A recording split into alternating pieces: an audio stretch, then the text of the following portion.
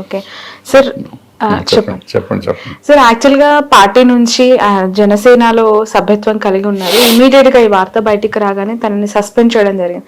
అసలు నిజాలు ఏంటి, ఎవరిది ఆరోపణ, ఇరికించే ప్రయత్నం, ఇది నిజమైన మరకేనా, బురద చల్లారా అనేవి కూడా తెలుసుకోకుండా సస్పెండ్ చేయడం జరిగింది. దీన్ని ఎలా చూడాలంటారు? అంటే నిజంగా చెప్పాలంటే అది మంచి move. Should appreciate that party. ఏ పవన్ పార్టీ కళ్యాణ్ జనసేన నుంచి ఎవరైనా కానీ ఇప్పుడు మనం చూసాం లాస్ట్ టైం అతను ఒక ఎమ్మెల్సీ ఒకళ్ళు మర్డర్ చేసి తీసుకొచ్చే బాడీ వాళ్ళ ఇంట్లో ఇస్తే ఎమ్మెల్సీని ఏమీ చేయలేదు పోయిన లాస్ట్ 5 years లో లాస్ట్ గవర్నమెంట్ లో. సో అంత నీచంగా ఉండకూడదు కదా, అంత హీనియస్ క్రైమ్ చేస్తే. మరి అట్లాంటిది ఇప్పుడు ఒక మెంబర్ మీద ఒక ఎఫ్ఐఆర్ నమోదైందని కానీ వాళ్ళు యాక్షన్ తీసుకున్నారు. అంటే అంత క్లీన్ గా ఉంటేనే పార్టీలు బాగుంటాయి ఏదైనా కానీ. క్లీన్ గా కాకుండా నా పార్టీ ఓడు కాబట్టి తప్పు చేసినా కరెక్టే అనుకోవటం కరెక్ట్ కాదు. తప్పు కాకపోతే మళ్ళీ వెనక్కి తీసుకుంటారు కదా, టెంపరీ సస్పెన్షనే కదా ఏదైనా కానీ. So I think they did a right thing. Okay sir, ఈ అంటే ఆ అమ్మాయి ప్రస్థానం ఎక్కడి నుంచి స్టార్ట్ అయింది? పేరు మనం మెన్షన్ చేయకూడదు. సో ఆ అమ్మాయి చెప్తూ ఉన్న దాంట్లో వాస్తవాలు మీకేం కనిపించాయి? మోరోవర్ తన జర్నీ టాలీవుడ్ ఇండస్ట్రీలో ఏ విధంగా ఉండింది ఇప్పటి వరకు? ఏం లేదు, ఆమె చెప్పింది. ఆ ఎఫ్ఐఆర్ లో మనకి అందరం తెలుసు కాబట్టి అదే జరిగింది. అది ఇద్దరు కన్ఫర్మ్ చేసింది. ఇద్దరు 2 సైడ్ల నుంచి అది కన్ఫర్మ్డ్. అండ్ ఆమె సాంగ్స్ కూడా చేస్తుంది. ఒక సాంగ్ ఏదో బాంబే పేరు మీద బాంబే కార్డుతో చేసింది. ఇప్పుడు తర్వాత మన కార్డుతో కూడా చేస్తాను. సో అవన్నీ ఇద్దరిలోనూ పెద్ద డిఫరెన్స్ ఏమి రాలేదు. 2 రైట్. ఆ కొరియోగ్రాఫర్ కి సంబంధించి తను మీడియాకి అందుబాటులో లేరని, హైదరాబాద్ లో లేరని, అప్స్కాండ్ అయ్యారని ఇలా రకరకాల వార్తలు, స్పెక్యులేషన్స్ వస్తూ ఉన్నాయి. అయితే ఏముండదు అంటే నాకు తెలిసినంత వరకు ఆయన ఎక్కడ షూటింగ్ లో ఉన్నాడు. అప్స్కాండింగ్ అనేది నేను డోంట్ నో కానీ షూటింగ్ అని నేను విన్నాను. తెలియదు, కరెక్ట్ డీటెయిల్స్ నాకు తెలియదు. అది పోలీసు కేసు కదా, వాళ్ళు చూసుకుంటారు, మనకెందుకు బాగాలేదు. ఓకే సార్, కంటిన్యూస్ గా టాలీవుడ్ ఇండస్ట్రీకి సంబంధించి ఎప్పుడు ఏదో ఒక వార్త మీడియాలో సర్క్యులేట్ అవుతూ ఉంటుంది. అది చాలా వైరల్ గా మారుతూ ఉంటుంది. ఇప్పుడు ఈ కొరియోగ్రాఫర్ ఇష్యూ కంటే ముందు ఒక 1 week 10 days ముందు వరకు కూడా బాగా వైరల్ అయింది హేమాకి సంబంధించిన డ్రగ్స్ ఇష్యూ. అంతకు ముందు ఇంకొక ఇష్యూ. ఇలా ఎందుకు ఎప్పుడు టాక్ ఆఫ్ ద టౌన్ అవుతుంది టాలీవుడ్ అంటే? అంటే ఇప్పుడు ఫస్ట్ థింగ్ ఒకటి I want to make it clear. Last 3-4 months నుంచో 6 months నుంచి there are so many issues టీవీల్లో వాటిల్లో వస్తున్నాయి. None of them are cinema ఇండస్ట్రీకి సంబంధించినవి కాదు. హేమ గారిది అనుకోండి, ఎక్కడో బెంగళూరులో ఎక్కడో ఏదో జరిగింది. అది పర్సనల్. ఒకవేళ జరిగి ఉంటే పర్సనల్, అది జరగకపోతే అసలు గొడవ లేదు. జస్ట్ బికాస్ షీఈ్ యాక్ట్రెస్ మొత్తం సినిమా ఇండస్ట్రీకి ఆపాదించక్కర్లా. అది ఫస్ట్. రెండోది ఇంకోటి ఏదో జరుగుతూ ఉంది ఒక హీరోకి సంబంధించింది, అది వాళ్ళ ఫ్యామిలీ ఇష్యూ, మనకు సంబంధించింది కాదు. ఇదేంటంటే ఈ ఎలిగేషన్స్ ఏంటంటే మనం వర్క్ ప్లేస్ లో వాళ్ళకి అవసరానికి వాడుకోవటం అనేది తప్పు. ఇది we should not encourage. A profession కైనా కానీ. ఇప్పుడు భారతదేశంలో ఇప్పుడు అన్ని చోట్ల ఉంటాయి. ఇప్పుడు నిన్న ఇవన్నీ వచ్చినాక చూస్తే ఐసిఐసిఐ బ్యాంకు 133 కేసులు వచ్చినట్టు last year, women harassment. So ఇట్లా అనుకుంటా పోతే ప్రతి చోట ఉంటాయి. మన దగ్గర కూడా ఉంటాయి. మనకు కూడా 100 కేసులు ఉన్నాయో తెలీదు, మనకు 1-2 కేసులు ఆన్ రికార్డ్ వచ్చినాయి. సో ఇది జరగకూడదు ఎక్కడైనా కానీ. ఉమెన్ మీద అట్రాసిటీ జరగకూడదు, ఉమెన్ ని మిస్యూజ్ చేసుకోకూడదు. వాళ్ళ అవసరానికి వచ్చారు కదా అని వాళ్ళని చేయకూడదు, చేసుకోవటం తప్పది. సో అలా ఇది ఇండస్ట్రీకి సంబంధించింది. ఎందుకంటే దీన్ని మనం తీసుకున్న ఒకవేళ నిజంగా జరిగి ఉంటే మాత్రం ఇలాంటివి జరగకుండా చూడాల్సిన బాధ్యత ఎంతో కొంత మనకుంది. మనం ఎంతవరకు కంట్రోల్ చేయగలం, మన చేతుల్లో ఉందా, చేస్తామా చేయలేమా అనేది పక్కన, బట్ లిస్ట్ మనం ట్రై చేయాల్సిన అవసరం అయితే ఉంది కదా. అది ఇప్పుడు చేస్తున్న ప్రయత్నం. ఓకే సార్, ఒకవైపు ఇదేదో కుట్ర, దీని వెనక ఏదో కుట్ర జరిగే ప్రయత్నం ఉంది, ఇండస్ట్రీలోని కొంతమంది ఇలా కుట్ర చేస్తున్నారు అనే వార్తలు ఈ ఇష్యూ బయటకు వచ్చేప్పటి నుంచి వస్తూ ఉన్నాయి. ఎంతవరకు నమ్మాలంటారు? నిజంగా కొరియోగ్రాఫర్ పైన కుట్ర చేసి ఇలా ఈ కేసులో ఇరికించేంత పరిస్థితి ఉందంటారా? ఒకవేళ కుట్ర చేస్తే ఎవరు చేసి ఉండాలి? అది వాళ్ళ ఇంటర్నల్ గా ఉంటే జరిగితే జరిగి ఉండొచ్చు, బట్ అంత అవసరం ఉంటుందా? ఉండకపోవచ్చు. మనం ఏం చెప్పలేం. ఏ కోణాన్ని మనం తప్పని అనలేం. మన రేపు ఇన్వెస్టిగేషన్ లో అది కూడా కరెక్ట్ అవ్వచ్చేమో, తెలియదు కదా, లేదా తప్పు అవ్వచ్చు. తప్పించుకోవడానికి ఆ కోణం వీళ్ళే ప్రొజెక్ట్ చేసి ఉండొచ్చు, లేదా అది నిజమైపోయి నిజంగా వీళ్ళు అతని కెరియర్ జడగొడటానికి నా బొట్టులు ఎవరిని జడగొట్టి ఉండొచ్చు, ఏదైనా జరిగి ఉండొచ్చు కదా. ఓకే సార్, ఉదయం ప్రెస్ మీట్ లో మాట్లాడుతూ ఉన్నప్పుడు మీరు ఇంటర్నల్ కమిటీ మెంబర్ గా కూడా ఉన్నారు, గతంలో కూడా కొన్ని కేసెస్ ని సాల్వ్ చేశామన్నారు.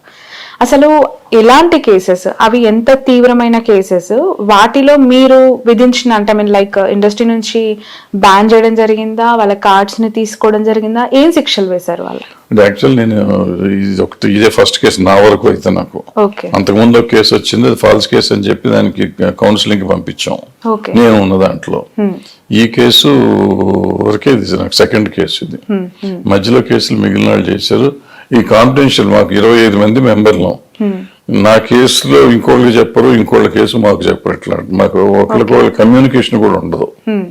సో ఇవాళ వాళ్ళు చెప్తాంటే 6 కేసులు వచ్చినాయి అంటే నాకు నన్ను పిలవలేదు అనుకున్నా. అప్పుడు తర్వాత నేను అడిగితే చెప్పారు, మనం అందుకు 25 మెంబర్స్ మొత్తం. నేను అందరూ 25 వస్తారు అనుకుంటే 5 ఉన్నారు. మొన్న అన్నారు లేదు, ఎప్పటికప్పుడు సెపరేట్ ప్యానల్ చేస్తామండి అన్నారు. ఓకే. అండ్ ఇంకొకటి ఏంటంటే బట్ ఏదైనా కానీ అంత సీరియస్ క్రైమ్ అయ్యి ఉండదు, ఏదో ఉండి ఉంటుంది, ఇమీడియట్ యాక్షన్ ఏదో తీసుకుని ఉంటారు. ఓకే ఓకే సార్, ఇండస్ట్రీ అనగానే చాలా మంది అప్పటి హీరోయిన్స్ ఇప్పుడు కాస్టింగ్ కౌచ్ గురించి మాట్లాడుతూ ఉంటారు. స్టిల్ ఇప్పటికీ కూడా ఉంది, అది ఇంకా ఎక్కువైంది, బయటికి రావాల్సింది చాలా ఉంది అని చెప్పి ఆ వార్తలు వస్తూ ఉన్నప్పుడు ఇలాంటివి ఇష్యూస్ ఒక్కసారిగా తెర మీదకి వచ్చినప్పుడు ఎలా చూడాలంటారు? చూసేది ఏం లేదు. ఇప్పుడు స్త్రీని మనం ఇట్లా చూడటం అనేది మామూలు అయిపోయింది. ఇప్పుడు ఎగ్జాంపుల్ చెప్తాను నేను. ఇప్పుడు నేను ఒక రెస్పాన్సిబుల్ పొజిషన్ లో ఉండి ఇప్పుడు అందులో ఉన్నాను కాబట్టి నేను ఇంత రెస్పాన్సిబుల్ గా మాట్లాడుతున్నాను. అదే నాకు దాంట్లో లేననుకోండి, కామన్ మ్యాన్ గా ఉన్నాను అనుకోండి, కామన్ మ్యాన్ గా ఉన్నాను అనుకుంటే మీరు ఇట్లా చెప్తే ఏ మామూలు మీ అమ్మాయిలు అంత తట్టపడు అని పిచ్చి మాటలు మాట్లాడుతుంటాం. అంటే మనలో ఒక రకమైన ఆడవాళ్ళు అంటే ఒక న్యూనతా భావం ఒకటి మనకు మొదటి నుంచి జెనెటిక్ గా వచ్చేసింది. ఆడవాళ్ళు ఏం చేస్తారు, జెండర్ బయాస్డ్ గా మాట్లాడతాం, తక్కువ మాట్లాడతాం అనేది ఎక్కువ వచ్చే జనరేషన్స్ వచ్చినాయి. కొన్ని వేల సంవత్సరాల నుంచి వచ్చినది ఇవాళ కొత్తగా మారమంటే మారదు. ఇప్పుడు వాళ్ళు ఈక్వల్ గా పనిచేయటం మొదలు పెట్టిన లేడీస్ ఇంకా అది అట్లాగే ఉంది కొంచెం. బట్ బయట ఫీల్డ్స్ లో కంటే కూడా ఈ cinema entertainment I don't accept that. బయట కంటే చాలా తక్కువ నేను చెప్పటం సీరియస్ గా చెప్తున్నా. I'm not supporting this. ఇక్కడ లేదని నేను చెప్పట్లా, ఉందని చెప్తూనే ఇక్కడ తక్కువ ఉంది అంటున్నా. తక్కువ అంటే ప్రతివాడు ఆ పని చేయడమ్మా. అందరూ కాస్టింగ్ కోచ్ అనేది ఉండదు. ఉంది, ఎక్కడో ఉంటుంది, ఉన్న చోట ఉంటుంది, లేని చోట లేదు. ఇప్పుడు కొంతమంది అదే పని మీద ఉండేవాళ్ళు ఉన్నారు, లేదని నేను అన్నా. కొంతమంది అసలు తలెత్తి చూడని వాళ్ళు ఉన్నారు. కొంతమంది పని మాత్రమే చేసుకునే వాళ్ళు ఉన్నారు, పని కోసం పని చేసుకుని వెళ్ళిపోయే వాళ్ళు ఉన్నారు. కొంతమంది మ్యూచువల్ అండర్స్టాండింగ్ తో ఉన్నవాళ్ళు ఉన్నారు, కొంతమంది లివింగ్ రిలేషన్షిప్ లో ఉన్నవాళ్ళు ఉన్నారు. సో ఎవరి క్విట్ ప్రో వాళ్ళు ఎవరి అవసరం వాళ్ళది. సో ఇవన్నిటికీ జరుగుతున్నాయి, అది అన్ని చోట్ల జరుగుతున్నాయి, ఇక్కడ జరుగుతుంది. సో ఇక్కడ ఉన్నది కొంత ఉంది, 100% కొంత ఉంది. బట్ అది మీరు అన్నట్టు అన్ని చోట్ల కంటే ఇక్కడ ఎక్కువ ఉందంటే ఇక్కడ మనకి ఏంటంటే ఇప్పుడు మీకు నిండా ఐసీఐసీలో 133 కేసులు అన్నా. మీరు ఎవరినైనా ఇంటర్వ్యూ చేశారు ఎప్పుడన్నా? మీకు తెలుసా? మీకు తెలియదు కూడా తెలియదు. మీరు మన దగ్గర 6 కేసులు వస్తే మీరు నచ్చి నన్ను ఎందుకు అడుగుతున్నారు? ఎందుకంటే మనకి వ్యూవర్షిప్ ఎక్కువ ఉంటుంది, మన గురించి ఎక్కువ మాట్లాడుతూ ఉంటారు, మనం ఎక్కువ జరుగుతుందని మనం అనుకుంటూ ఉంటాం. ఇవాళ సమాజంలో ఎక్కడ పెడితే అక్కడే జరుగుతుంది. ఇప్పుడు రోజు మనకి టీవీల్లో చూస్తూనే ఉంటాం, మన 6 నెలల పాప మీద ఎవరో చేశారు, అంతకుముందు 16 ఏళ్ల పాప మీద ఎవరో చేశారు, 12 ఏళ్ల పిల్ల మీద చేశారు. ఇవన్నీ చూసి మనం బాధపడతా ఉన్నాం. ఇవాళ అన్ని కేసులు మనం చూస్తూ ఇవాళ సడన్ గా ఒక కేసు వచ్చేసరికి సినిమా ఇండస్ట్రీలోనే మనం ఎట్లా అంటాం, అవన్నీ సినిమా ఇండస్ట్రీ కాదు కదా. బట్ ఇక్కడ చాలా కామన్ గా చూసేవాళ్ళేమో, కానీ ఈ ఇష్యూలో ఉంది ఒక కొరియోగ్రాఫర్ అనేది పక్కన పెడితే, అటువైపు ఉన్న ఒక బాధితురాలు తను ఒక మైనర్ అనే విషయం చాలా కలవరానికి గురి చేస్తుంది. డెఫినెట్ గా అది చాలా ఇంటెన్స్. అంటే మనకు వచ్చేటప్పుడు తెలియదు, కేసు వచ్చినప్పటికి తెలియదు, తర్వాత మనకి ఎంక్వైరీలో బయటపడింది తప్ప మన కేసు వాళ్ళు చెప్పినప్పుడు అసలు మైనర్ లోపలికి రానివ్వకూడదు కదా. మైనర్ ని కొరియోగ్రఫీకే పెట్టుకోకూడదు, కొరియోగ్రఫీ దేనికి పెట్టుకోకూడదు.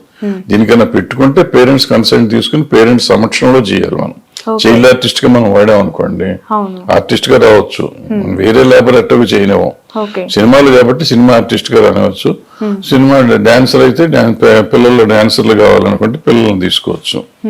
సో అటువంటివి చేసినప్పుడు ఏంటంటే తల్లిలో తన ఎవరో పక్కన ఉండాలి కంపల్సరీగా, అది రూల్. అది అంటే కొరియోగ్రాఫర్స్ కి కొరియోగ్రఫీలోకి అసలు తీసుకునే కూడదు నా ఉద్దేశం. ఏజ్ క్రైటీరియా చాలా మ్యాండేటరీ. డెఫినెట్ గా మేజర్ అవ్వకుండా ఎట్లా తీసుకుంటారు, ఎందుకంటే వాళ్ళు ఎక్కడ పడితే అక్కడ షూటింగ్లు ఉంటాయి, పేరెంట్స్ ని తీసుకెళ్ళడానికి అవకాశం ఉండదు. సో వాళ్ళు ఎంతో కొంత మెచ్యూరిటీ ఉన్న మనుషులు ఉండాలి కదా. మన చిన్నపిల్లల్ని మైనర్లను పంపించకూడదు. మైనర్లు వస్తే ఏంటంటే మళ్ళీ తల్లిలు తండ్రులు ఎవరో ఒకరు రావాలి, ఎలాంటి తీసుకురావడం కష్టం అవుతుంది. అది కాకుండా ఆ పిల్లలు మరీ డెలికేట్ గా ఉంటారు కదా, వాళ్ళని ఎందుకు తీసుకురావాలి అనేది పాయింట్. సో నాకు తెలిసి ఏజ్ ఫ్యాక్టర్ ఉండాలి. మరి వాళ్ళు ఎట్లా తీసుకున్నారు అమ్మాయిని అనేది ఇవన్నీ కొంచెం ఇన్వెస్టిగేట్ చేస్తే కూడా తప్పు చేసిందా, లేకపోతే మేజర్ అయినట్టు కార్డ్ అప్లై చేశారు అంటే లేకుండా కూడా తీసుకెళ్లి ఇతను వాడుకున్నారు ఏమో, ఇవన్నీ కొంచెం డెప్త్ లోకి వెళ్తే గానీ. అంటే ఇప్పుడు పర్టికులర్ ఒక సినిమాకి సంబంధించి ఒక కొరియోగ్రాఫర్ మాస్టర్ గా కంటిన్యూ అవుతున్నప్పుడు పూర్తి అంటే గ్రిప్ అంతా కూడా అతని దగ్గరే ఉండే అవకాశం ఉంటుంది కాబట్టి మేబీ ఆ మాస్టర్ తనని కొంత లీనియన్స్ తో తీసుకెళ్లి ఉండొచ్చేమో అనే అభిప్రాయం కూడా వ్యక్తం అవుతుంది. అలా ఉంటుందా? ప్రొడ్యూసర్స్ యాక్సెప్ట్ చేయొచ్చా కొరియోగ్రఫీ? జరిగినప్పుడు అసలు నిజంగా సినిమా ఇండస్ట్రీకి సంబంధం లేదు, ఏదో ప్రైవేట్ ఆల్బమో ఏదో దేనికో యాడ్ కో తీసుకెళ్లారు. So it's no way concern with us. Bombay ఏదో జరిగింది అంటున్నారే, అది సీరియస్ గా చెప్పాలంటే మనకు సంబంధం లేదు. ఆ అమ్మాయిని సంబంధం వచ్చింది మైనర్ గా ఉన్నప్పుడు, ఇండస్ట్రీలోకి వచ్చిన మైనర్ గా ఉన్నప్పుడే మేజర్ అయినాక అనేది ఇప్పుడు అది చూడాలి. అప్లై ఎప్పుడు చేసింది అనేది మనం చూడాలి, తర్వాత చూడాలి. ఈ ఫస్ట్ టైం జరిగినప్పుడు మాత్రం she was not the member or cinema ఇండస్ట్రీకి సంబంధం లేదు, అది ఏదో చిన్న ప్రైవేట్ దానికి. ఓకే, బట్ 2019 నుంచి 2024 చాలా ఇయర్స్ ఆఫ్ గ్యాప్ ఇక్కడ కనిపిస్తుంది. 5 years 2 years కరోనా పోయింది కదమ్మా. యా, సో ఇన్ని రోజులు, ఇన్ని నెలలు, ఇన్ని సంవత్సరాల తర్వాత ఈ ఇష్యూ ఇప్పుడే ఎందుకు తెర మీదకి వచ్చింది, ఇప్పుడు ఎందుకు కంప్లైంట్ వరకు వెళ్ళింది అనేది ఒక $1 million క్వశ్చన్ గా కనిపిస్తుంది. ఈ $1 million క్వశ్చన్ లేదమ్మా, సింపుల్ కొంచెం కళ్ళు మూసుకుంటే అదే అర్థం అవుతుంది. ఇప్పుడు ఫస్ట్ ఆమె చిన్నపిల్ల, ఫస్ట్ ఆ చిన్నపిల్లప్పుడు అది ఏం చేయాలో తెలియదు. ఆమె అక్కడ ఊరు నుంచి వచ్చేసి ఇక్కడికి వచ్చారు. సో ఉండాలంటే ఇది తెలియని వయసు కదా, ఇట్లా ఉంటేనే పని అవుతుందేమో అనుకుందో, తెలియకుండా జరిగిపోయిందో, ఏదో జరిగి ఉంటుంది. మనం జడ్జిమెంట్ ఇచ్చేసి ఇట్లా జరిగి ఉంటుంది ఊహించాల్సిన అవసరం లేదు. రేపు ఇన్వెస్టిగేట్ చేసినప్పుడు అన్ని బయటకు వస్తాయి, వచ్చినప్పుడు చెబుదాం. ఇప్పుడు మనం ఊహించుకుని చెప్పుకోవటం ఎందుకు?